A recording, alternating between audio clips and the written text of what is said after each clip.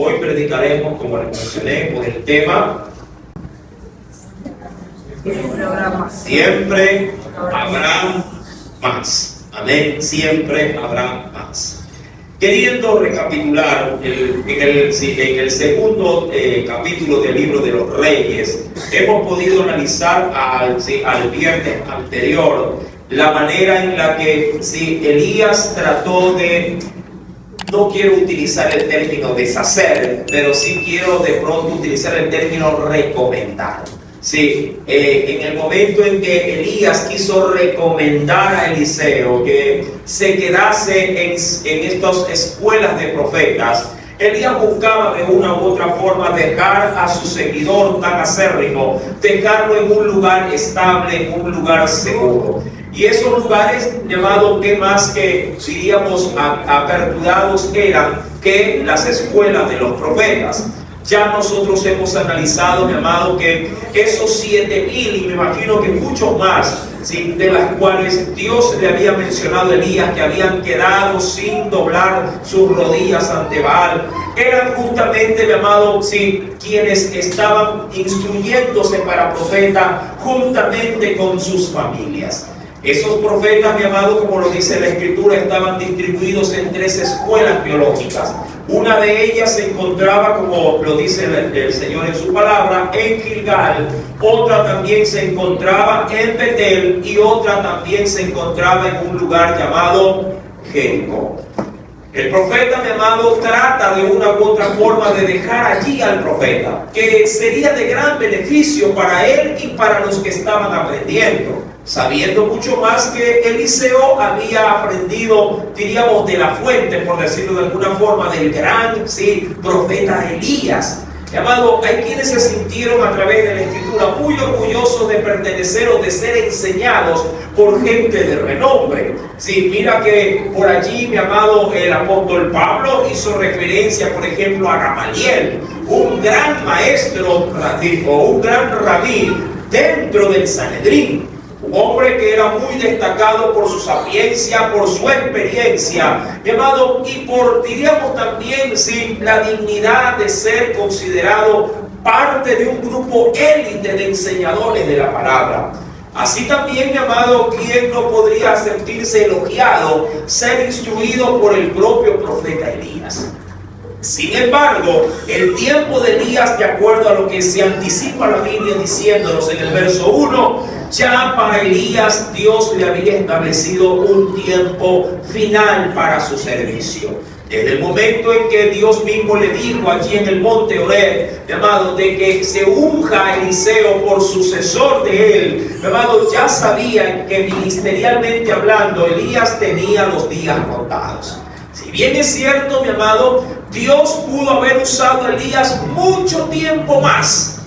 Dios quiso solamente que le sirviera hasta un tiempo determinado. Eso a mí me da pauta, mi amado, también como, diríamos, como iglesia, como servidores de Cristo que somos, que no somos eternos donde Dios nos ha puesto. Pero sin embargo hay una gran recomendación: hacer lo mejor posible la tarea encomendada mientras Dios nos esté, mi amado, dando su aval para servirle. Creo que es lo mejor. No somos eternos, así como no hay un padre y una madre que vivan toda la vida juntamente con sus hijos. Llegará un momento en que ellos tienen que partir, porque está establecido, dice la Biblia, para los hombres que mueran una sola vez. Mi amado, lo que se hace debe de dejar, obviamente, una secuela para nuestras generaciones. Y Elías, si bien es cierto, tuvo sus bajos, tuvo, diríamos, sus tropezares, todo eso también le serviría de experiencia a Eliseo para no incurrir en tal o cuales errores. De hecho, cuando ya nos adentremos a analizar el ministerio del profeta Eliseo, usted, mi amado, poco o nada verá en este siervo de Dios. Hablando de los errores de Elías, poco o nada verá de tropiezo en su ministerio. Poco o nada, le cuento. Justamente porque Eliseo, mi amado, había aprendido de Elías no solamente sus aciertos, sino también sus desaciertos.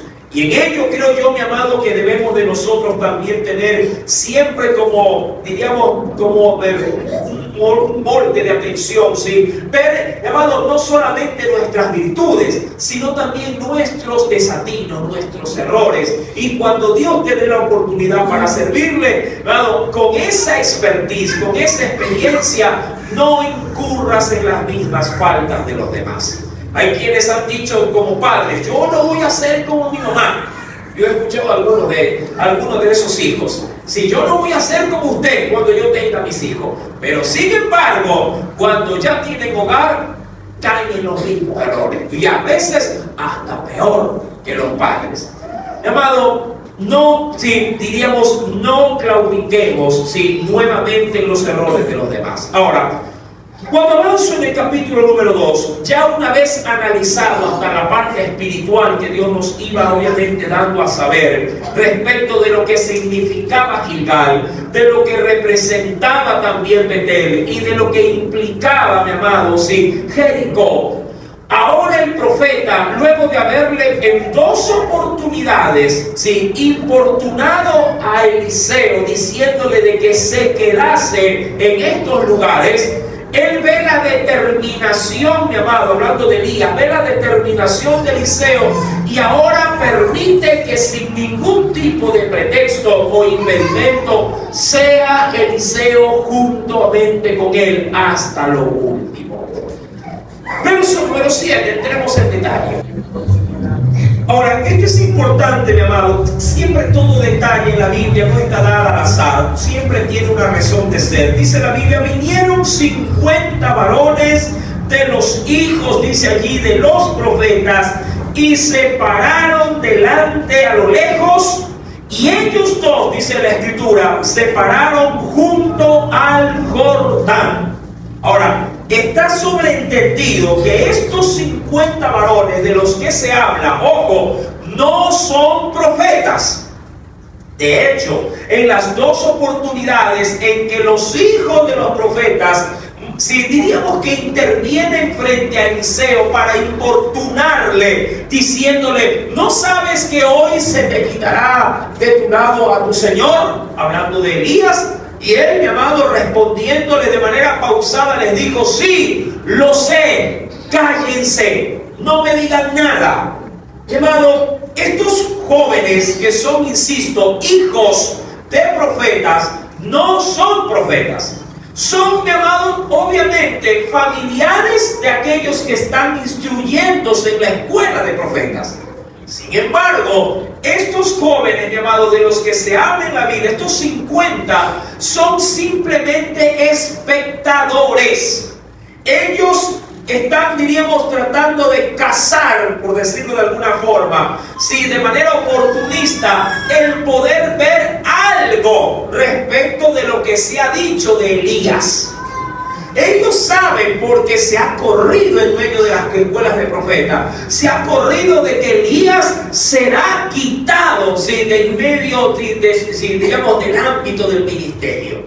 Por allí me imagino, digo yo, que alguien de pronto habrá dicho: ¿qué pasará con Elías? ¿Acaso correrá la misma suerte que Moisés? ¿Se acuerda usted de Moisés? Mi amado, Moisés también fue quitado del medio del pueblo. Y fue de manera una manera muy fuera de todo orden, porque Dios mismo se encargó de ¿qué? De enterrarlo, de esconderlo en cuanto a su sepultura. Mi amado, cuando yo voy pues a la Escritura, estos 50 jóvenes están allí, pero son curiosos. Son simplemente espectadores de querer, mi amado, de una u otra forma, ver algo para ver si lo tienen como una anécdota dentro de su juventud. Si bien es cierto, así suelen ser los jóvenes, ellos deben de entender, mi amado, que lo que Dios va a hacer es algo solemne, es algo, mi amado hermano, sobrenatural, pero que amerita de parte de ellos, mi amado, toda la reverencia que el caso obviamente lo determina. Pero sin embargo, a veces la juventud, no suele estar a la altura de las cosas que Dios posiblemente desea hacer. Esto es muy, mi amado, muy frecuente, sobre todo en ámbitos actuales.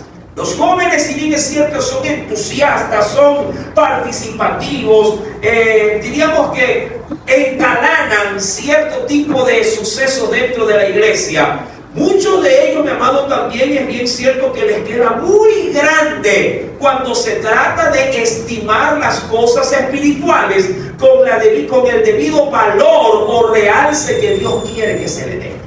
Sí, los jóvenes posiblemente por su entusiasmo estarán allí, insisto, aplaudiendo, diciendo un amén, pero a veces, mi amado, se les pasa por alto que ese mismo Dios que entiende a la juventud es el mismo Dios que también le ha dicho a los jóvenes que darán cuenta a Dios de lo que hacen, sí, aún en su juventud.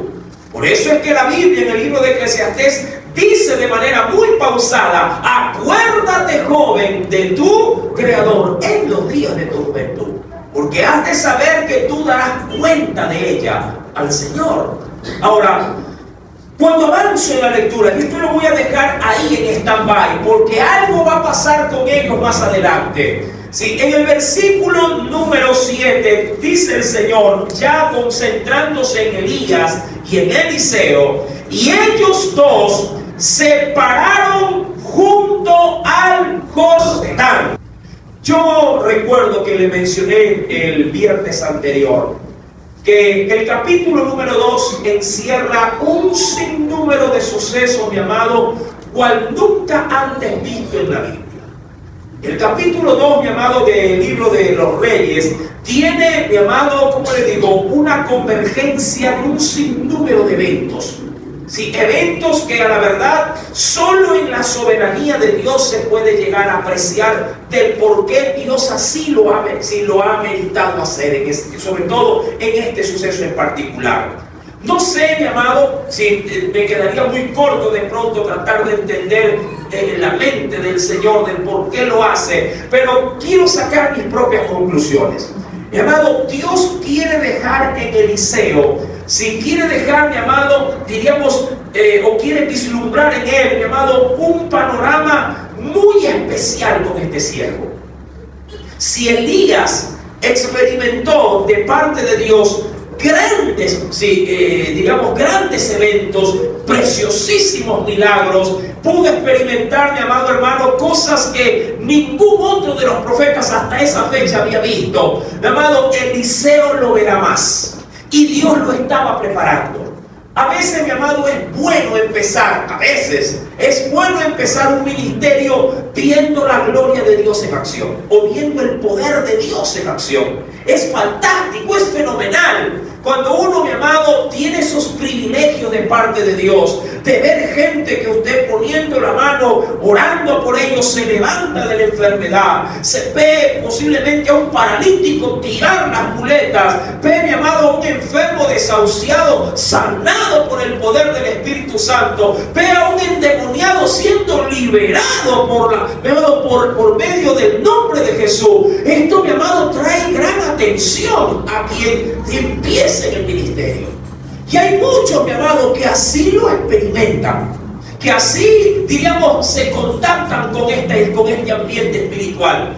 Gloria a Dios, mi amado, por esa, diríamos, sí, por esa etapa del ministerio. Gloria a Dios por ello.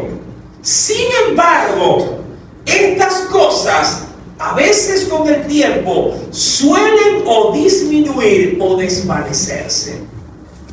No porque Dios no esté, diríamos, gustoso de que esto continúe, sino que a veces Dios mismo, mi amado, nos mete en un ambiente de reposo. Nos hace experimentar una temporada, diríamos, de bonanza respecto de estos milagros, solo para poder testear en el corazón, para poder denotar en la vida de sus hijos qué tan apegados estamos o a sus milagros o a Él mismo como tal. ¿Sí? Y eso, mi amado, puede de una u otra forma ser chocante para quien es ministro de Dios. Porque uno podría llegar a decir: Señor, pero ¿por qué ya no me usas como antes? ¿Pero por qué ya no veo como antes lo que tú hacías conmigo? Y no necesariamente, mi amado, se lo podría asociar a pecado o a falta de comunión, sino que Dios, mi amado, en su soberanía sabe cuándo nos lo da o cuándo no nos lo quiere dar. Y allí, mi amado, se mide, ¿sí?, digo yo, la madurez de lo que Dios sí hace en medio de nosotros.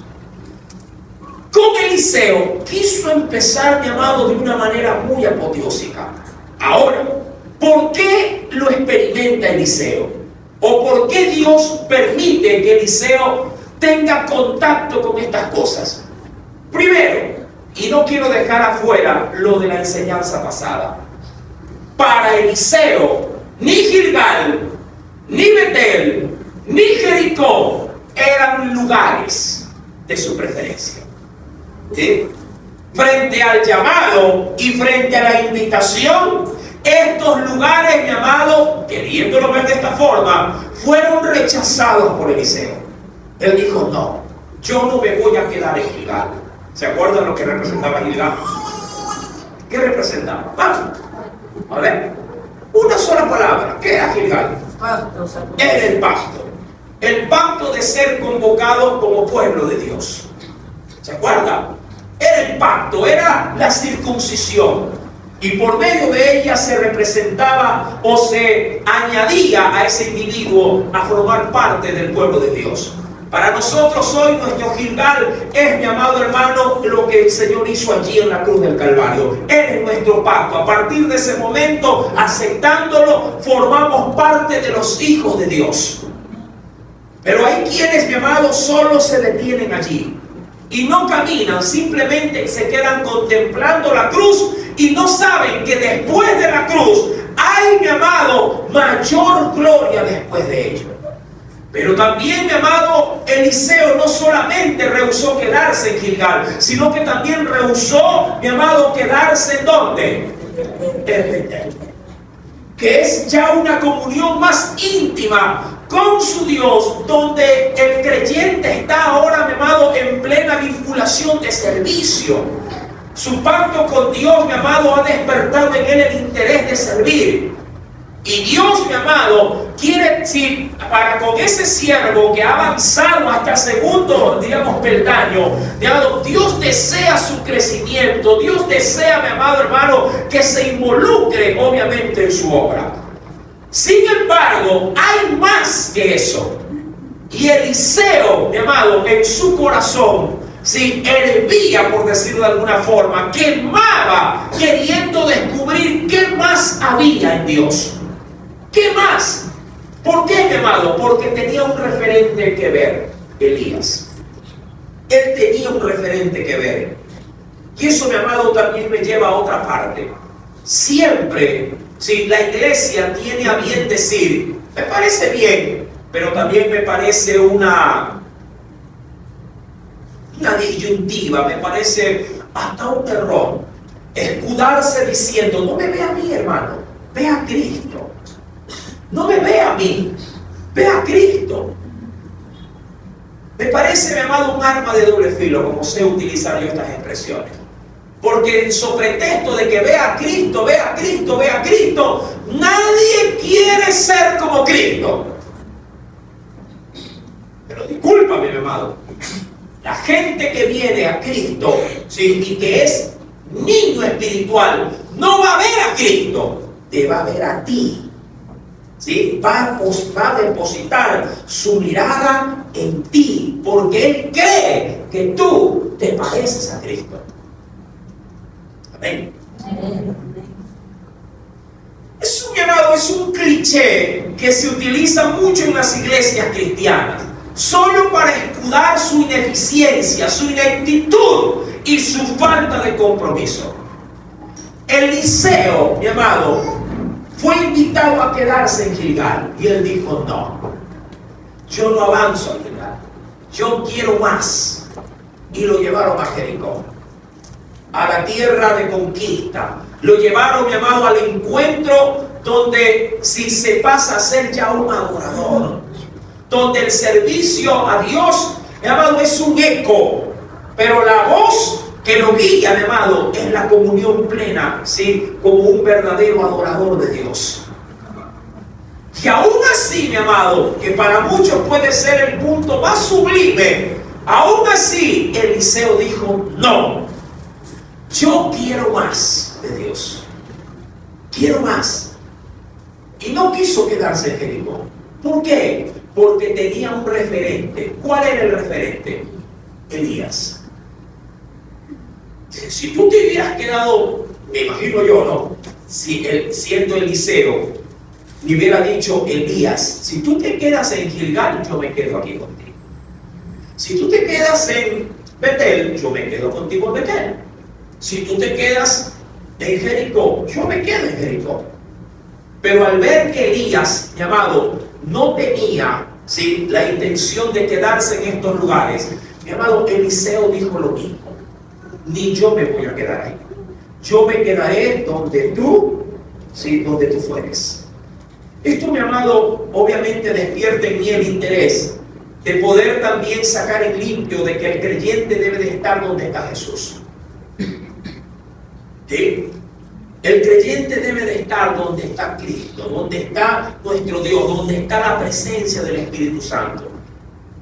Cuando voy a la Escritura, ya entrando en materia, Elías toma su manto, posiblemente el mismo manto por el cual, mi amado, él lo arrojaría a Eliseo en su debido momento para llamarlo, para que le siga y obviamente, sí, le sirva. Ese mismo manto, mi amado, dice la Biblia, él lo dobla, ¿sí?, a manera de, como una especie, ¿cómo te digo acá?, de toalla doblada, ¿sí?, lo dobla, ¿sí?, y dice: y golpeó las aguas. ¿Qué aguas, mi amado hermano? Las aguas del Jordán, dice allí. Tomando entonces Elías su manto, lo dobló y golpeó las aguas, las cuales, dice la Escritura, se apartaron a uno y a otro lado y pasaron ambos por lo seco. Fue, como se podría determinar, como una réplica del milagro que Dios hizo, no en el Jordán, sino ¿en dónde? En el gran mar Rojo. En el Jordán, mi amado, en los tiempos de Jericó, el río Jordán se detuvo en uno de sus extremos en los caudales. Y obviamente al detenerse o se represó el agua de un lado, sí, el agua dejó de correr y entonces el río se secó. Pero en esta ocasión no es así. En esta ocasión, amado, el agua se divide en dos. Muy parecido, insisto, como lo que pasó en el Mar Rojo. Amado, ¿por qué Dios lo permitió? Posiblemente, mi amado, si acaso faltaba alguna barcaza, alguna canoa, alguien que nos pase al otro lado, posiblemente había el asunto. Pero insisto, Dios quiso, mi amado, descubrirle a Eliseo este don maravilloso de que fuera plegado el que presenciara un milagro sobrenatural, a fin de que, mi amado, de honrar también la fe del profeta. Por su decisión, por su determinación.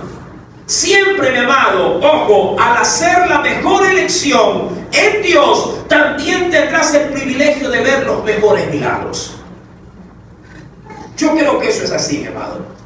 Cuando uno hace la mejor elección espiritual, Dios también reserva para ti lo mejor de sus manjares. Debería de ser así. Porque así el Señor Jesús también lo intimó con sus discípulos. A ustedes, le dijo el Señor, a ustedes es meritorio dar a conocer los misterios del reino. No a los demás, sino a ustedes. Cuando yo voy a la Biblia, acompáñame por favor. Quisiera ver esto por intermedio de la Escritura. Sí, al Evangelio según San Marcos, capítulo número 4. Leo, sí, el 1 y el verso 2, y de ahí me saltaré más adelante. Dice el Señor: otra vez comenzó Jesús a enseñar junto al mar, y se reunió alrededor de él mucha gente, ojo, mucha gente, tanto que entrando en una barca, se sentó en ella en el mar, y toda la gente estaba en tierra junto al mar. Verso 2. Y les enseñaba, dice allí, por por parábolas, ¿sí? Dice allí, les enseñaba por parábolas muchas cosas y les decía, dice allí, en su doctrina. Avanzó un poquito más. Versículo número 10. Ojo. Cuando estuvo solo, los que estaban cerca de él, ojo con esto, cuando Jesús estaba solo, los que estaban cerca de él, con los 12, le preguntaron sobre la parábola. Y él les dijo, a vosotros, ojo con esta declaración del Señor, a vosotros os es dado saber el misterio del reino de Dios, mas a los que están fuera, por parábolas, todas las cosas. La clave de este versículo, mi amado, está encerrada en el versículo número 10, cuando se nos hace saber que los que estaban cerca de él fueron los que recibieron la revelación de las parábolas. Es que, amado hermano, al que más busca, más también se le hace, por decirlo de alguna forma, más se le hace saber. Al que más interés demuestra, mayormente, mi amado, Dios revelará sus cosas a ese individuo. Cuando yo voy, pues, al libro de Reyes, Segunda de Reyes, capítulo 2, versículo número 8, hemos leído que Elías toma su manto, mi amado, lo dobla y luego, sí, al golpear con su manto las aguas, sucede algo totalmente fuera de todo orden natural. El río se divide en dos partes, el agua del río se divide en dos partes. Un milagro sobrenatural. Ya queriéndole dar pauta, ¿por qué Dios lo hace? Posiblemente para afirmar, mi amado, afirmar el corazón de su siervo. ¿De quién? ¿De Elías? No, de Eliseo. Usted debe de entender que Dios, mi amado, sabía a la perfección por qué estaba Eliseo ahí. ¿Por qué había dejado de quedarse en Gilgal, en Betel y en Jericó? Él sabía, Dios sabía que su siervo Eliseo quería algo más. Pero ese algo más no eran milagros. Y aquí es donde vamos a entrar, mi amado, en la aplicación espiritual. Si tú te acercas a Dios, debes de tener una firme convicción del por qué lo haces. Hay mucha gente que viene a Cristo, quiere seguir a Cristo, por ser un instrumento donde Dios lo use para hacer muchas cosas. Me recuerda esto de Elías, Elimas el mago también, el cual, venido a Cristo, mi amado, se quedaba boquiabierto, viendo cómo los apóstoles hacían milagros y cómo reprendían demonios, y de la gente endemoniada había liberación. Cuando él, mi amado, vio todas estas cosas, e inclusive comenzó, mi amado, a fijarse de cómo era otorgado el Espíritu Santo, él dijo: yo quiero eso. Díganme, les dijo él. Y este hombre se ve hasta bautizado. Pertenecía, sí, dentro de la liturgia, pertenecía al grupo del cuerpo de Cristo. Y él en su debido momento le dijo a los apóstoles: yo quiero eso que ustedes hacen. Diría cualquiera: qué bueno que desea lo espiritual. Pero no, su pretensión no era lo espiritual, era simplemente, mi amado, el poder.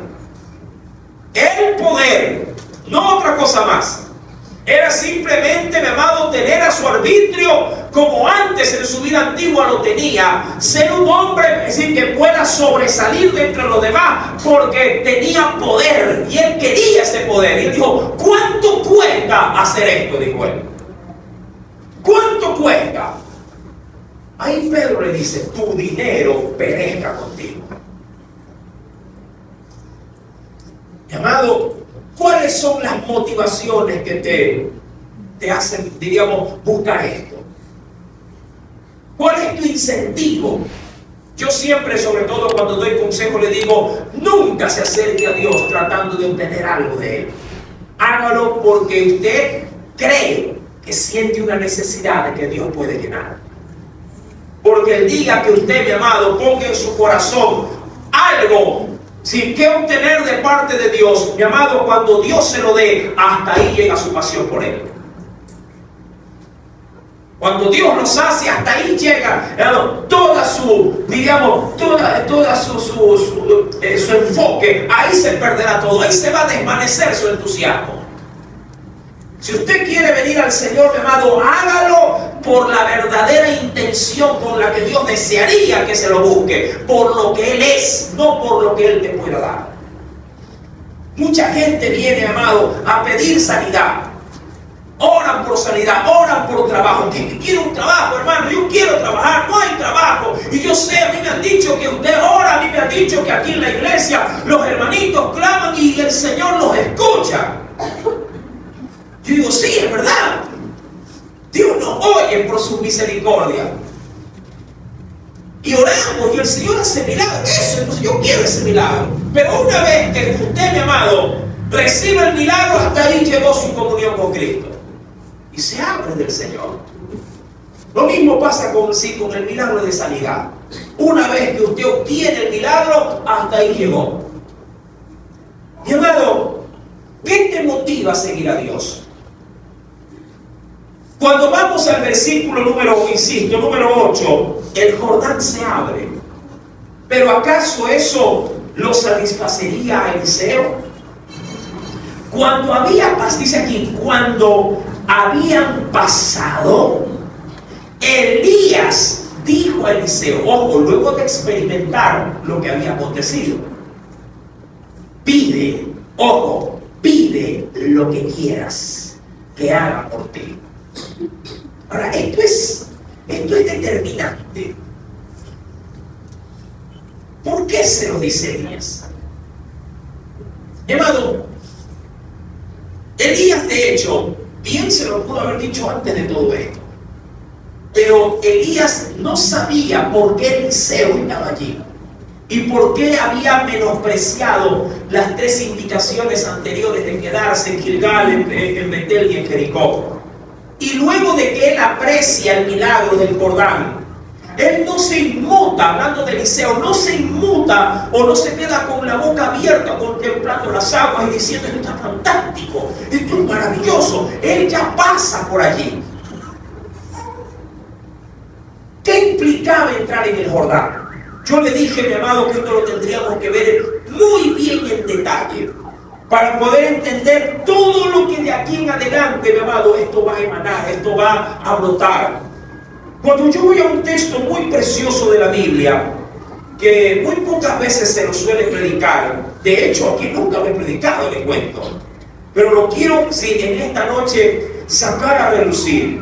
Esto se encuentra en el libro del profeta Ezequiel. Ven conmigo, por favor. El capítulo número 47. Dice allí, como prefacio tiene, voy a leer un texto de allí, ¿sí? Dice allí, las aguas, ¿qué dice? Salutíferas.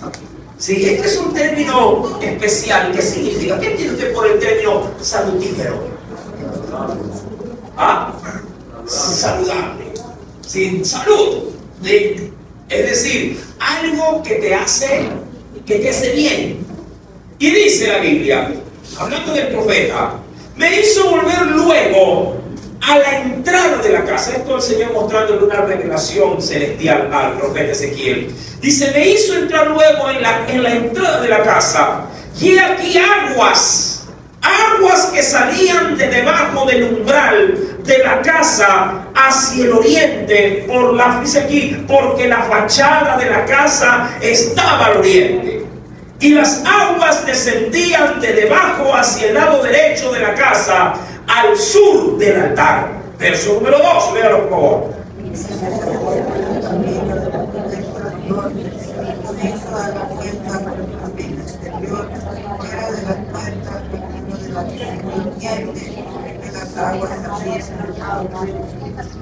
Verso 3. Y salió, dice allí, el varón hacia el oriente, llevando un cordel, es decir, llevando una medida, ¿sí? O para nosotros, en el lenguaje moderno, un flexómetro para medir. Llevó un cordel en su mano y midió 1000 codos. y me hizo pasar, ojo con esto, y me hizo pasar por las aguas, las cuales, ¿a dónde le daban al profeta las aguas? Hasta los tobillos. Hay una preciosa alabanza, un corito cerca de esto. Midió luego otros 1000, ¿sí? Es decir, otros 1000 en cuanto a recorrido de distancia, ¿sí? Y dice el Señor, y me hizo pasar por las mismas aguas, pero ahora, ¿a dónde le llegaban las aguas? Ya no eran los tobillos, ahora eran hasta las rodillas. Midió luego otros 1000 y me hizo pasar por las aguas, y ahora las aguas le daban hasta los lomos. Y dirá, y midió otros 1000, y ese que parecía un riachuelo era ya un río que yo no podía pasar, porque las aguas habían crecido de manera que el río no se podía pasar, sino ¿a qué? A nada, o nadar. Mi amado, esta visión que se le hace ver a Ezequiel, mi amado, es la visión de la fuente de agua de vida que Dios, mi amado, emanará de su trono para las naciones, ¿sí? En su reino, ¿sí? No milenial, en su reino eternal. Estas fuentes de aguas de las que se hablan en Ezequiel, de las cuales el profeta Ezequiel da la descripción de que pasa por en medio de ella, tiene una representación simbólica muy fuerte, sobre todo de lo que Dios puede llegar a darnos respecto de su comunión para con nosotros. Hasta dónde Dios puede llegar a suministrar, si diríamos así, su espíritu en nosotros. Cuando yo vuelvo al segundo libro de Reyes, ¿y por qué lo hago leer desde el libro de Ezequiel?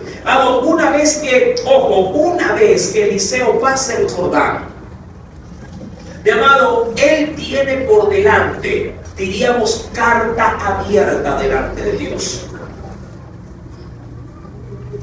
A un hombre le dijeron, Salomón, pide lo que quieras.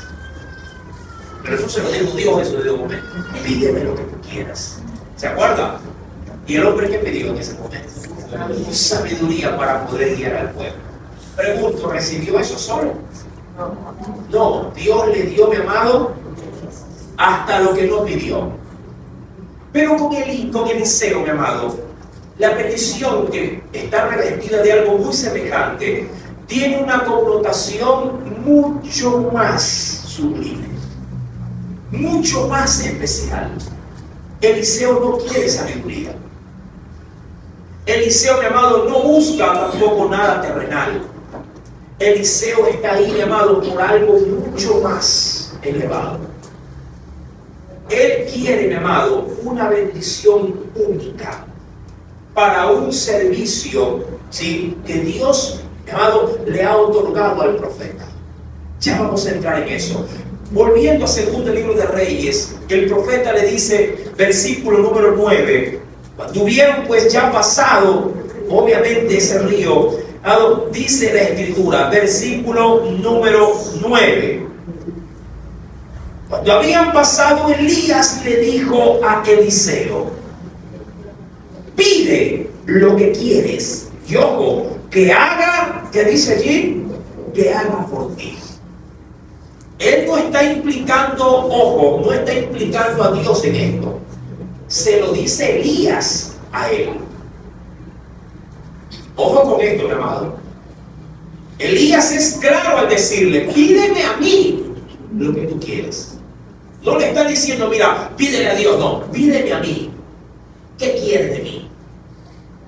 Porque si te has tomado la molestia de acompañarme hasta aquí, es porque algo tú quieres de mí. ¿Verdad que es así? Algo quieres de mí. Imagínate que tú vas por allí, ¿sí?, con tu hijo caminando y le ofreces, mira, hay una heladería, ¿quieres un helado? Y dice, no. Seguro, un helado, te gustan los helados, sí, pero no quiero.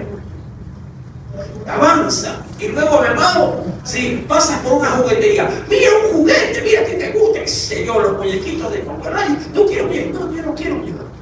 Entonces, que tú dirás, qué raro, no quiere helado y no quiere juguete. Claro, ¿verdad? Y usted avanza, avanza y camina. Y de pronto llega, mi amado, sí, a un cine y dice, mira, están dando la película, qué sé yo, Avengers, la 20ª parte de los Avengers. Mira, está en estreno, vamos, entremos. Y dice, no, yo no quiero ver la película. Pero esto obviamente te intrigará más. Dirás, pero ¿cómo lo satisfago? Dirá el papá a esta criatura. ¿O qué mismo es lo que quiere? Porque, ojo, una cosa es que te propongan que deseas y otra cosa es que te pregunten qué es lo que tú quieres. Esto marca, mi amado hermano, ojo, esto marca una trascendencia. Mucha gente, ojo, mucha gente, mi amado, sirve porque se le dice que lo haga. Y hay gente que lo hace a veces a regañadiente. Si Dios te preguntara, voy a dejar un momento lo que estoy analizando. Si Dios te preguntara y te dijera, yo sé que me vas a podría obtener 1000 respuestas, pero hablando del ámbito espiritual, ¿qué quieres de mí? De mí, sabiendo qué es lo que Dios puede llegar a brindarte. ¿Qué quieres de mí? ¿Qué le pedirías? ¿Qué quieres de mí? ¿Qué le dirías?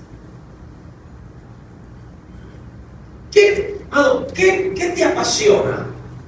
¿Qué es lo que se te ha impedido, que posiblemente no te ha permitido a ti desarrollarte? Pero si Dios te dijera, a ver, perfecto, entiendo que mucho tiempo has estado conmigo, sirviéndome o siendo fiel donde yo te he puesto, pero ahora quiero preguntarte, ¿qué quieres? ¿Qué quieres de mí? Olvídate de carros, de casa, eso es obsoleto. Vamos a algo sublime. Vamos a algo medular, a algo que es la raíz. Si Dios te dijera, dime, ¿qué quieres? Me encanta este desafío o esta interrogante, porque Eliseo, mi amado, tiene clara la película del asunto. Eliseo no dice, déjame orar, mañana te confirmo, voy a meterme en ayuno para ver qué viene. No. El hombre sabe lo que quiere. Pregunto, ¿tú sabes lo que quieres? En esto que Dios te ha hecho conocer. ¿Tú sabes lo que quieres? ¿Para qué estás aquí? ¿Qué es lo que quieres? ¿Qué te motivó a venir? Solo la predicación. Ay, que se quedó a continuación, está bonito los problemas. Dime, ¿qué quieres? Es la pregunta que le hizo Elías a Eliseo. Dime, ¿qué quieres? Eliseo, mi amado, sabe lo que quiere.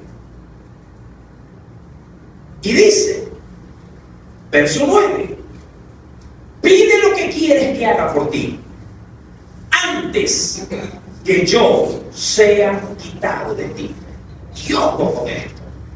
Y dijo Eliseo, mira, él tiene, mi amado, la película clara.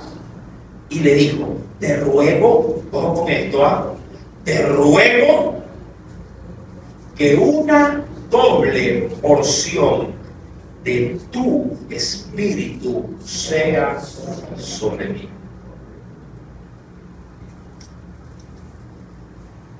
Yo sé que este tipo de respuesta pudo haber dejado a más de uno con la boca abierta respecto de que, ¿por qué pedir esto? Otros dirán, ¿para qué?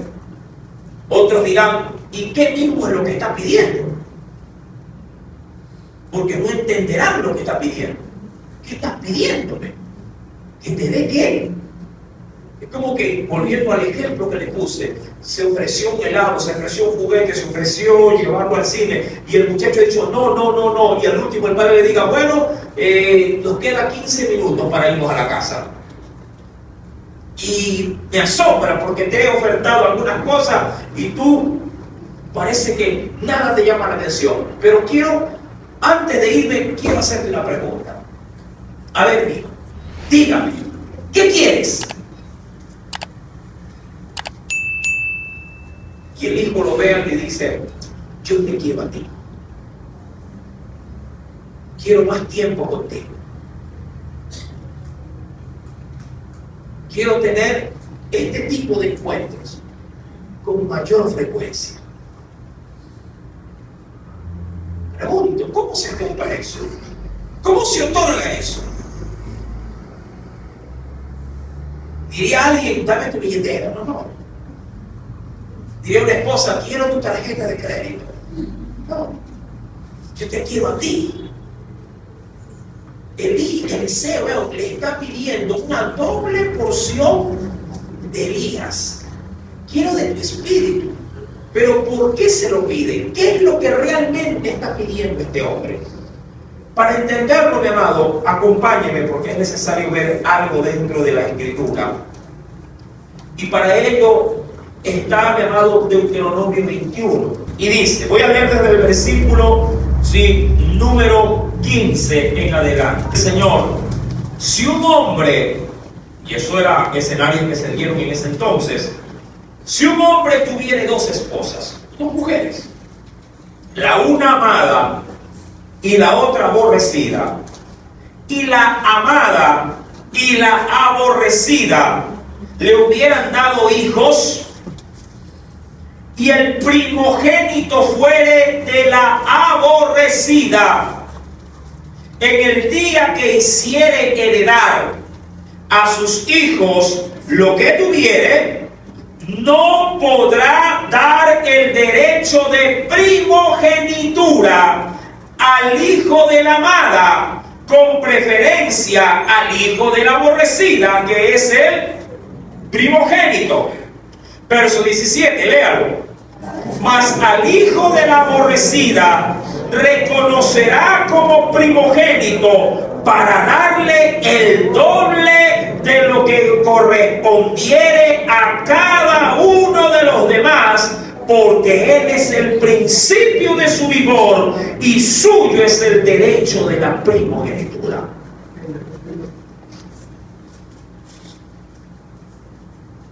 Vueltos al libro de Reyes, Eliseo había renunciado a todo, ¿verdad? ¿Se acuerdan? Renunció a todo. Él renunció a su trabajo y renunció a su parentela. Renunció a todo. Y todo, mi amado, por seguir a quién? Al profeta de Dios. Cuando Eliseo está ahí, solo con él, él, mi amado, le hace un petitorio y le dice, dame la primogenitura. ¿Qué quieres de mí? Le dijo. Se lo pidió como que si él fuera el hijo y Elías el padre. Dice, quiero la doble porción. ¿De qué? De tu espíritu. Elías sabe lo que está pidiendo. Nosotros se nos complica un poco. Porque para nosotros, obviamente, debe de estar la ley ahí permanentemente, pero la ley ya caducó. Pero para ellos la ley está en todo su vigor. Elías entiende lo que pide. Por eso él no le pone ningún tipo de contratiempo ni le discrimina tampoco. Pero él sabe que la primogenitura dada en la ley son para cosas terrenales. En eso sí, Elías sabe que todo lo que se dispuso, todo lo que se leía en Deuteronomio 21 eran para cosas, terrenales. Por ejemplo, al primogénito se le daba, el doble de la herencia de lo que le correspondería a otros hijos. Por ejemplo, si un padre tendría, 100 cabezas de ganado, 100 cabezas, y este hubiera tenido, por ejemplo, 4 hijos, y se dividía, mi amado hermano, si usted diría por igual, no, para el primogénito no era por igual, era el doble. Cogía las 100 y decía, una para ti, otra para ti, otra para ti, y al primogénito, 2 para ti. Y así se distribuía, 1, 1, 1, 2, 1, 1, 1, 2. ¿Por qué? Porque el primogénito, mi amado, tendría el privilegio de perpetuar la descendencia de su padre. Por esa razón, él sería la cabeza, él sería el patriarca que reemplazaría a su padre. Elías, llamado, escucha de Eliseo decir: te ruego que una doble porción de tu espíritu sea sobre mí. Sí, sobre mí. Doble. Como que si fuese él el hijo de Elías. Ahí sí, Elías, mi amado, al escuchar esto, sabe que no es de él dárselo. Él sabe que él no puede. Porque Elías posiblemente pensó en que iba a pedir algo más, digamos, ajustado a su realidad. Y él le dijo: cosa difícil has pedido, pero no imposible. ¿eh? Cosa difícil has pedido. Y como él sabía, mi amado, que esta situación no estaba al alcance de Elías, pero sí estaba al alcance de Dios, él seguidamente le dice: si me vieres cuando fuere quitado de ti, te será hecho así. Mas si no, no. Elías sabía, mi amado, que su ausencia luego de este encuentro habría de ser, obviamente, de manera sobrenatural. A Moisés nadie lo vio cuando desapareció, porque Dios así lo quiso. Y posiblemente así lo hubiera hecho con Elías. Por eso este hombre, mi amado, teniendo ese pequeño precedente, le dice: mira, si tú me logras ver que soy quitado de ti, entonces Dios te dará esto que tú me has pedido a mí, porque yo no puedo darte esto. La primogenitura estaba ligada, insisto, a los bienes terrenales, pero ¿cómo poder otorgar algo espiritual? Si la misma Escritura me enseña, mi amado, que aún todo lo espiritual es don de Dios. Esto solamente lo puede suministrar el Espíritu Santo. Cuando avanzo en la lectura, dice pues el Señor: cosa difícil has pedido. Si me vieres cuando fuere quitado de ti, te será hecho así. Mas si no, no. Y aconteció que yendo ellos y hablando, he aquí un carro de fuego, con caballos de fuego también, apartó a los dos, y Elías subió al cielo en un torbellino. Viéndolo Eliseo, clamaba diciendo: Padre mío, Padre mío. ¿A quién le decía esto Eliseo? ¿A quién? ¿A Dios? ¿A quién? ¿A quién? A Elías. Elías le decía esto. ¿Por qué, mi amado? Porque Eliseo veía en Elías un padre. Por eso le pidió, ¿qué cosa? La bendición de la primogenitura. Lo arrancaron de él. Un pedazo de Eliseo se fue con Elías. Y lo vio. En ese preciso momento, mi amado, dice pues la palabra del Señor, que él exclamó diciendo: Padre mío, carro de Israel y su gente de a caballo. Y nunca más le vio. Y tomando sus vestidos, dice allí, los rompió en dos partes. Le dolió a Eliseo, mi amado, ver la partida de quién. Sí, de Elías, de su mentor. Mi amado, hubo, por decirlo de alguna forma, entre estos dos hubo química respecto del ministerio. Eliseo nunca, mi amado hermano, había figurado, sí, nunca había hecho milagros, ni nunca había tomado la batuta de pronto ensayando el ministerio. Todo hasta ese momento era Elías, todo, absolutamente todo. Este no fue como de pronto Moisés le dijo en su momento a Josué, anda y pelea contra Amalek, y ya se veía un líder, un potente servidor. No, no, no. Con Eliseo la cosa era, mi amado, pausado, todo era tranquilo. Con Eliseo no se tenía mayores perspectivas de que qué tan bien lo haría o qué tan mal lo podría hacer. Lo que sí se había preocupado Eliseo era de no despegarse, mi amado, de su mentor. Si él decía a la izquierda miraba. Si él decía paremos aquí, ahí paraba. Esa doble porción, mi amado, la recibiría. Cosa difícil, recuerda. Aun cuando sé, mi amado, por la Escritura que para Dios no hay nada imposible. No correspondía, la verdad, a un profeta nombrar a un sucesor. Esto es algo curioso, ¿ah? Solo Dios podía hacerlo. Esto no era como un reinado donde al morir el rey, el hijo del rey heredaría el trono. En las cosas espirituales no es así. Por ahí, mi amado, aclaro que si el pastor se muere, pongan al hijo. No, la cosa no funciona así. Porque el ministerio, mi amado, no se lo recibe por heredad. El llamado ha sido espiritual y el Espíritu ha de buscar a quien, mi amado, le suceda al siervo que Dios ha usado. Solo Dios puede elegir a quienes van a desempeñar tal función. Sabía pues Elías que esto a él no le correspondía, mi amado, el poder continuar su obra. Sin embargo,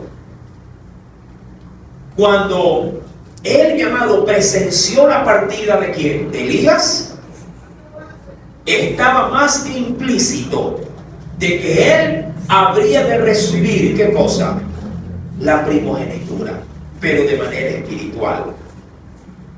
Leo un texto que dice, las palabras cuando fuere quitado no están en el idioma hebreo. Sin embargo, si cuando se dice que lo vio que fue llevado, Eliseo, mi amado, al ser testigo de esto, mi amado, automáticamente Dios mismo le concedió el ministerio. Esto es algo muy parecido a lo que se dijo en el libro de Hechos de los Apóstoles. ¿A qué me refiero? Ven conmigo rápidamente. Allí, mi amado, dice en Hechos 1, verso 21, es necesario, dijo Pedro, que uno de estos que han estado juntos con nosotros todo el tiempo que el Señor Jesús entraba y salía entre nosotros, comenzando desde el bautismo de Jesús hasta el día, ojo con esto, hasta el día en que entre nosotros fue recibido arriba, uno sea hecho testigo con nosotros de su resurrección. Y señalaron a dos candidatos. Verso 23. A José, llamado Barsabás, que tenía por sobrenombre Justo, y a Matías. Y aún así, mi amado, siendo seleccionados, fue el Espíritu el que dio el visto bueno. Y orando dijeron, tú, Señor, que conoces los corazones de todos, muestra cuál de estos dos has escogido, para que tome la parte de este ministerio y apostolado, de que cayó Judas por transgresión para irse a su propio lugar. Y les echaron suertes, y la suerte cayó sobre Matías, y fue contado con los 11 apóstoles. Vueltos a Segunda de Reyes, capítulo número 2, dice el Señor, verso número 13. Alzó luego el manto de Elías, el mismo manto con el que en su debido momento fue puesto sobre sus hombros para llamarlo al ministerio. El mismo manto que el profeta de Dios había doblado y había golpeado, ¿qué cosa? Las aguas del Jordán, y éstas se dividieron, el mismo manto. Alzó luego el manto de Elías que se le había caído y volvió y se paró a la orilla del Jordán. Y tomando el manto de Elías que se le había caído, golpeó las aguas y dijo: ¿dónde está Jehová, el Dios de Elías? Y así que hubo golpeado del mismo modo las aguas, se apartaron a uno y a otro lado, y pasó Eliseo. No quiero ahondar mucho en esto hoy, pero voy a dar una pauta. Elías, llamado, había pedido doble porción, primogenitura. Y para poder, obviamente, llamado, saber que esto había sido otorgado, tenía que traer consigo evidencia de la primogenitura. El primogénito, físicamente hablando, era reconocido porque heredaba de su padre doble porción de la herencia, pero también heredaba la autoridad de su padre. ¿Cómo se la manifestaba? A través de su báculo y de su anillo. ¿Sí? A través de su báculo y de su anillo. Eso para la autoridad propiamente de primogenitura en lo terrenal. Pero ¿cómo poder manifestar en lo espiritual visiblemente, llamado, si diríamos, el ministerio propiamente dicho? Yo le pregunto, ¿dónde usted puede ver que alguien es pastor?